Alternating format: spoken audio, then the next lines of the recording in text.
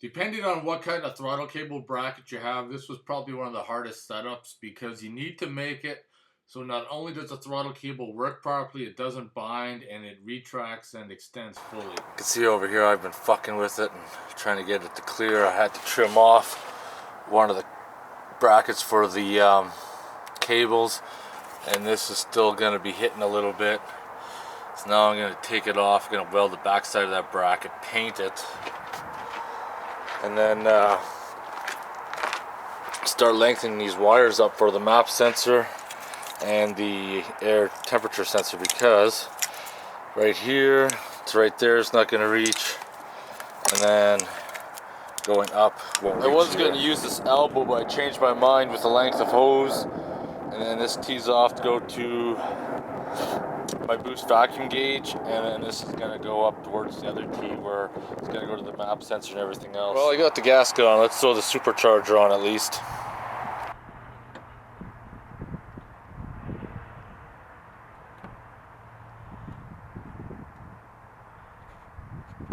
So the supercharger's bolted on. I got the extra fuel line bolted on the back. I got the brake booster tied into this vacuum line up top.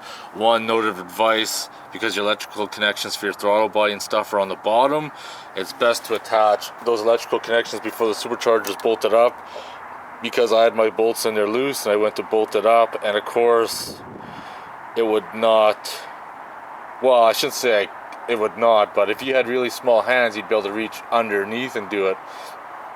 But I wasn't able to, so I had to remove it, connect it. But this is the other bullshit thing right here, is that these pre-made hoses that come with it, this is for the bypass, but you can clearly fucking see that the bypass hose is not gonna fit on the fucking bypass of the supercharger. So more trips to the store. I've been like fucking 6 trips to the store already, because nothing that came with this kit is working with my Jeep.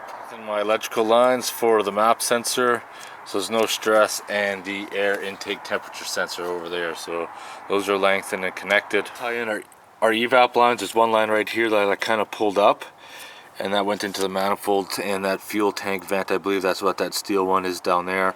We're gonna put those into a T, and we're gonna tie them right on the side of the supercharger where the vacuum is. Working off of is the throttle body, the top of the boost, and the HVAC are all going to be tied into one. So these are going to be like 1/4 inch nipples roughly, and that's going to be, I don't know what the hell that is, like a 1/8 or something. So we're going to use these special tees I bought right down here, these vacuum tees that you just cut them to fit. They're kind of ugly, but they'll work for right now until I get something a little bit better.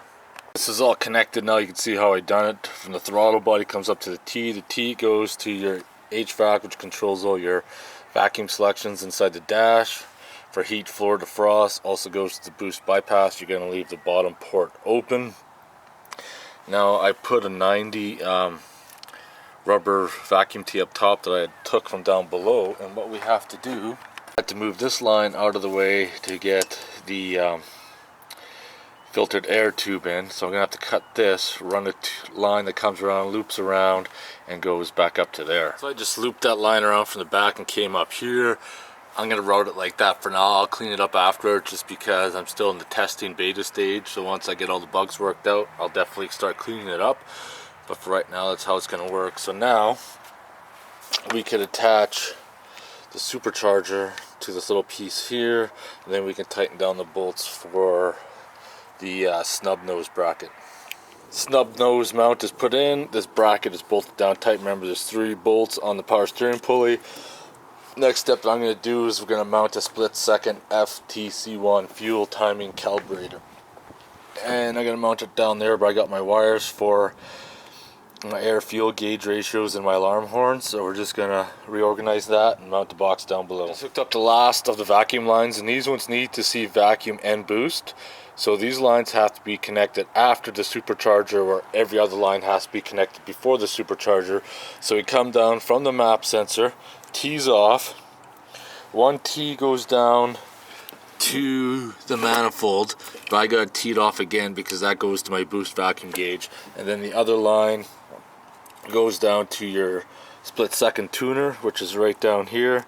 Zip tie all your fittings. It's even possible to get a zip tie in the map sensor, because we're seeing 6 pounds of boost. You don't want the line to blow off. Next two things before we're almost done, we need to connect. This is for the 7th injector, so we need to connect that, and we need to connect this to your ECU or PCM, whatever they call it now. We need to disconnect the black one, pull it out, put the male end in, and then connect the opposite end to this one. I believe that's how it goes. It's plugged in as such. I need to clean up this wire now and make some quick changes. I just made some quick changes here. So what I did is that your two evap lines down below, there's this plastic line right here, and then your fuel tank vent, which is a metal line, which is actually right down there, connects to this T, and then I ran it up top here because it says your brake booster is supposed to be run to the side of the supercharger. So that's done. We're plugged in. Now we're gonna hook up the belt. Belt is on, and 85.5 inches is the magic number for the belt. Holy fuck. Just gotta install the air filter, and we're motherfucking done. We're all installed and ready to start it up. This air filter system, I modified my Banks Ram Air, but it's only temporary because I have a River Raider off-road airbox coming in. So this is only temporarily. Let's get this bitch started up. Holy shit, here we are. He's fucking running. Right after like a week of fucking around, probably, if I really put it down to it, a good weekend would do this job. With a lot of the fuck ups I had with like wrong size hosings and shit, it made a big difference in time length. And usually once I went to the parts, that was it. I just called it a day. But now we're ready. Let's jump in the Jeep and take it for a ride. Here's the difference right here. I'm running 110 kilometers an hour, 10 inches of vacuum, and my air fuel ratio is 14.3 and holding steady. I think you're gonna be able to see, but as I throttle, you can see the air fuel ratio go down. I'm putting a little bit of boost right now. It's still holding while it's boosting. So I'm gonna go into open loop here by hitting the throttle. There, that's open loop.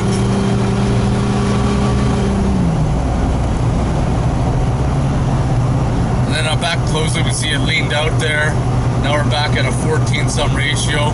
But now it says I'm at 10.2. But I'm not in open loop right now. I'm still in closed loop. That's just the injector pulsing. Alright, it's motherfucking beer time now.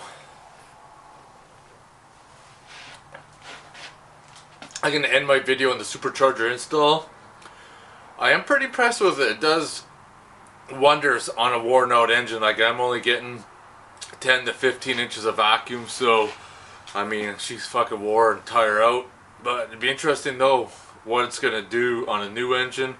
I'm not sure if I'm going to rebuild it, or get a stock engine, or a super stock engine that's bored out, or a stroker. I'm kind of having mixed feelings right now, but as things go on, I'll progress and I'll show you guys things that I'm doing with the supercharger, this and that. As far as the program goes, I'm going to load the program on my computer, and I might do some editing and maybe some changes. I'm not too sure yet, but it's all going to be things I'm going to have to figure out in the future. Anyways, if you have any questions or comments, post them below, and thanks for watching the supercharger build. Besides for the frustrations I showed you in the frustration video, everything else went smoothly. Anyways, it's motherfucking beer time. I'll talk to you guys later.